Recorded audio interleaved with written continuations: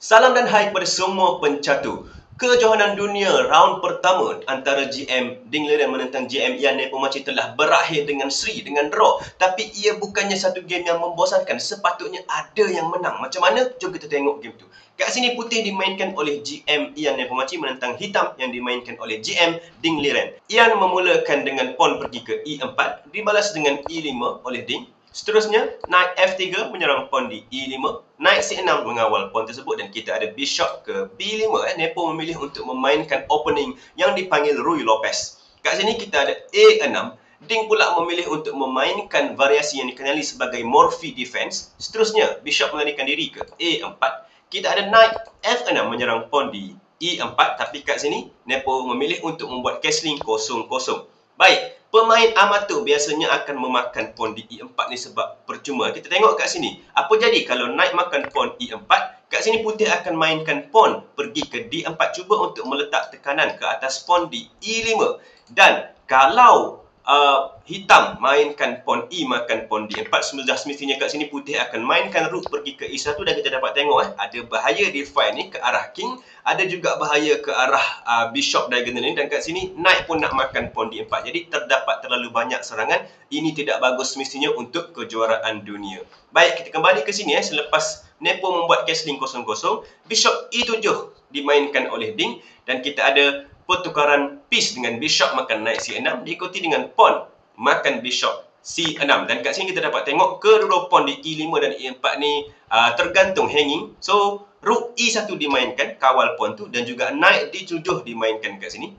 Sedikit gerakan pasif dibuat oleh Ding dan sebab itulah Nepo terus membuat serangan dengan pawn pergi ke D4, cuba untuk membuka petak tengah. Kita ada pertukaran pawn dengan pawn E makan pawn D4 dan seterusnya queen makan pawn D4 diikuti dengan 0-0 castling oleh hitam. Seterusnya bishop F4, knight ke C5 mencuba untuk membuat pertukaran queen, tapi kat sini Nepo dia tak mahu satu game yang bosan. Kita pun tak mahu game bosan. Dia tahu kita tak nak game bosan, jadi dia tak nak pertukaran queen. Dia larikan queen pergi ke E3. Seterusnya, kita ada bishop ke G4. Knight melarikan diri pergi ke D4. Queen D7. Knight ke C3. Rook A pergi ke D8. Cuba untuk mengawal file D kat situ. Kita ada knight pergi ke F5. Knight E6. Dan pertukaran piece kat sini dengan knight makan bishop E7 dan seterusnya queen makan knight di E7. Kita ada bishop G3. Seterusnya bishop melarikan diri ke H5 sebab apa? Sebab F3 akan datang. Jadi kat sini Nepo mainkan pawn ke F3. Kita ada F6. Dua-dua pemain membuka laluan untuk bishop masing-masing mungkin masuk dan memberikan aktiviti yang lebih kat situ. Okey, kita ada H3, H6, king ke H2, bishop masuk ke F7 dan seterusnya rook A ke D1. Cuba untuk mencabar kawalan file D kat situ. Seterusnya B6, A3, A5 masing-masing membuat tolakan pawn di queen side. Knight E2 dan pertukaran rook berlaku kat sini dengan rook makan rook D1, rook makan rook D1 dan seterusnya rook ke D8. Kat sini Nepo mainkan rook ke D3 dengan idea untuk masukkan queen ke belakang rook tu dan buat satu mengambil file kat sini. Kita ada C5, queen D2 dan kat sini C6 dimainkan oleh Ding dan pertukaran rook sekali lagi dengan rook makan rook D8 dan seterusnya knight makan rook D8. Queen F4 oleh Nepo. Kita ada B5 dan seterusnya queen masuk ke B8 membuat pin ke arah knight di D8 dengan idea untuk bishop masuk ke C7 dan seterusnya membunuh knight di D8. Kat sini sudah semestinya Ding melarikan dia punya king ke H7. Namun, kat sinilah di mana Nepo telah membuat satu kesilapan kecil yang menyebabkan dia tak berjaya untuk menang game ni. Baik, korang boleh pause kat ni dan cari apakah gerakan terbaik untuk putih. Silakan. Macam biasa, sementara korang fikir tu, silakan like, share dan juga subscribe kita punya channel ni. Kalau korang sukakan video macam ni, kalau ada banyak permintaan, kita akan buat lebih banyak recap dan juga analisis untuk setiap pusingan di kejuaraan dunia pada tahun ini. Okey, baik.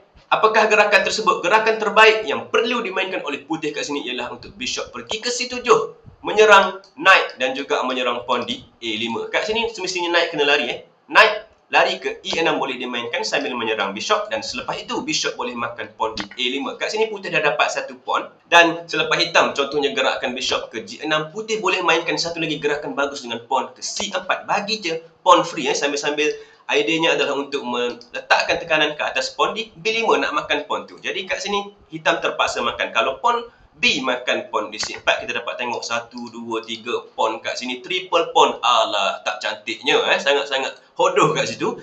Dan selepas pawn makan pawn di C4 tu, putih boleh mainkan knight pergi ke F4 untuk cuba tukarkan salah satu piece. Dan kat sini kalau knight makan knight di F4, queen akan makan knight di F4, dan kita dapat tengok ini adalah satu kemenangan yang mudah untuk putih, sebab kat sini 3 pawn ni memang tak dapat buat apa-apa, manakala pawn putih yang A ni boleh tolak ke depan dan menjadi pas pawn yang sangat-sangat bahaya. Tapi yang peliknya kat sini, selepas king pergi ke H7, Nepo tak mainkan gerakan tu. Dia gerakkan bishopnya pergi ke D6 menyerang queen dan menyerang pawn di C5.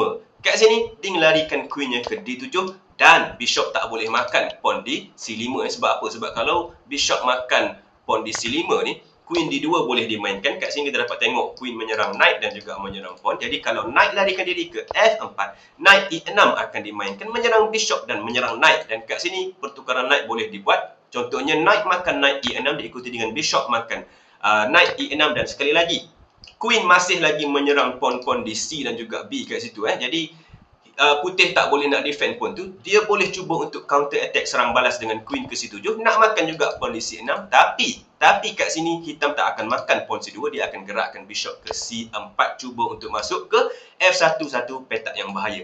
Dan kalau putih menjadi tamak, contohnya dia nak juga makan queen makan pawn di C6, sudah semestinya bishop akan masuk ke F1, dan kita dapat tengok pawn G2 ni akan mati dan king putih akan berada dalam keadaan yang sangat-sangat bahaya. Sebab itulah selepas queen ke D7, pawn di C5 ni tidak dimakan oleh Nepo lah. Dia gerakkan knight pergi ke G3 terlebih dahulu. Kita ada knight ke E6, seterusnya F4, H5, C3, C4 dan seterusnya H4. Kedua-dua pemain cuba untuk tutup, cuba untuk memainkan posisi tertutup kat sini. Kita ada queen ke D8, cuba untuk tukarkan queen. Sekali lagi Nepo tak nak, dia larikan queennya ke B7.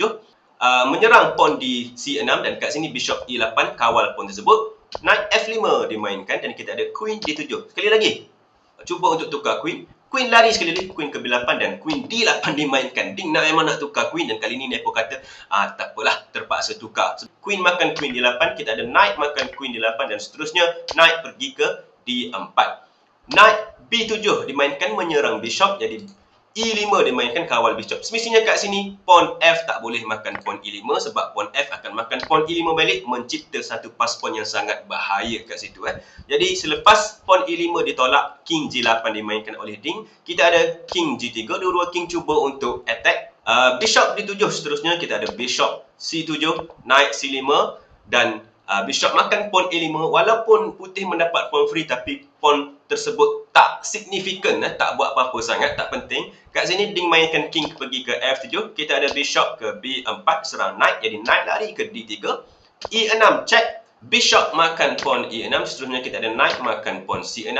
Bishop D7 serang knight, knight lari ke D4, knight makan pawn B2, king ke F3, knight D3, G3, knight ke C1 dan seterusnya king E3, dan kita dapat tengok kedua-dua piece ni, minor piece menentang minor piece. Manakala bishop tapak putih menentang bishop tapak hitam, biasanya akan berkesudahan dengan draw. Dua-dua pemain tak tahu nak buat apa, dah tak boleh nak buat apa. Jadi sinilah mereka sudah bersetuju untuk draw. Jadi round pertama berakhir dengan draw. Kita tengok round kedua pula. Itu sahaja. Selamat bercatur.